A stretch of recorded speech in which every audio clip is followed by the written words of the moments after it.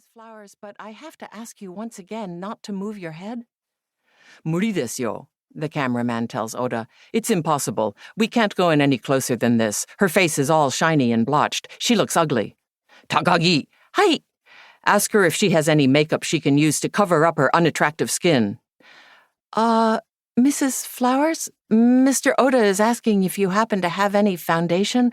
We're having a bit of a technical problem with the camera, and there's this one little area. It's just for the close-up. Should I go and get it? Susie asks, her jaw still frozen. She has makeup. Do you want her to go and get it? Baka, don't be stupid. I don't want her to move. Ask her where it is and you get it. Mrs. Flowers, do you think you could tell me where it is so I could get it for you? Susie nods. Do you know in my bedroom, she says through her teeth, the dresser, the one next to the mirror on the wall on the left side as you... She's moving, moans the cameraman, sitting back in disgust. Forget it, Oda barks at me. He turns to the cameraman. Sorry, Suzuki-san, listen, just widen the frame out a bit and let's shoot it. In the top right-hand drawer underneath... Mrs. Flowers, that's okay. Actually, we're just going to shoot. Roll camera, and 5, 4, 3. Oda slaps me on the shoulder. Action, I call out. Susie squeezes her eyes shut. Like a projectile released from a catapult, Fred Flowers' head lurches forward for the kiss, too fast, and he bangs his teeth hard against his wife's upper lip. Her eyes pop open. Ouch, cries Susie. Cut, cries Oda. Tape change, says the video engineer. Oda shakes his head, disgusted, and walks away. I think my lip is bleeding, whimpers Susie. This is stupid, growls Fred. Okay, I say soothingly. Why don't we all relax for a bit? Just take a little breather while the cameraman changes tape. What is this anyway, says Fred, standing and stretching his legs. Is this the beginning? Is this how the show's gonna start?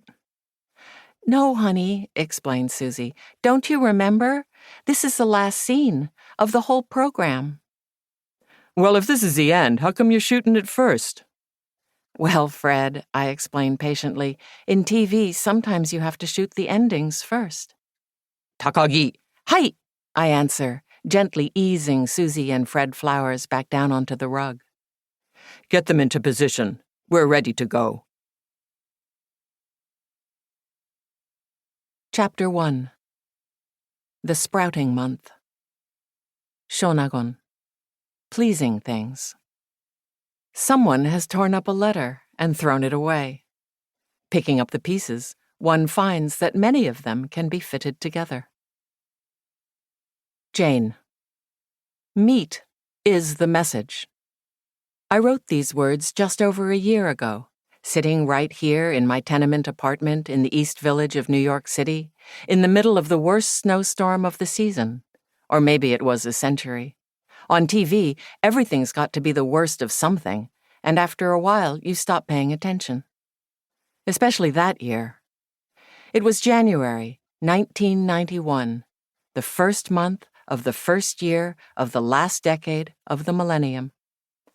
President Bush had just launched Desert Storm, the most massive air bombardment and land offensive since World War II. The boiler in my building had blown, my apartment was freezing, and I couldn't complain to the landlord because my rent was overdue. I had just defaulted to a vegetarian diet of cabbage and rice because I couldn't find a job. Politics and weather aside, the rest was fine. I mean, I was doing the starving artist thing on purpose. I wanted to be a documentary filmmaker. But who could find work in a climate like this? When the phone rang at 2 a.m, I didn't bother to answer. It was unlikely to be a job offer at that hour, and I had just gotten into bed and was lying there, rigid, trying to relax against the icy sheets long enough to fall asleep. I didn't want to lose what little body heat I'd already invested, so I let the answering machine pick up. Isn't that what they're for?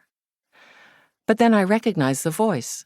It was Kato, my old boss at the TV production company in Tokyo, where I'd gotten my first job translating English sound bites into pithy Japanese subtitles. Now, he said, he had a new program and could use my help. I threw back the covers and dived for the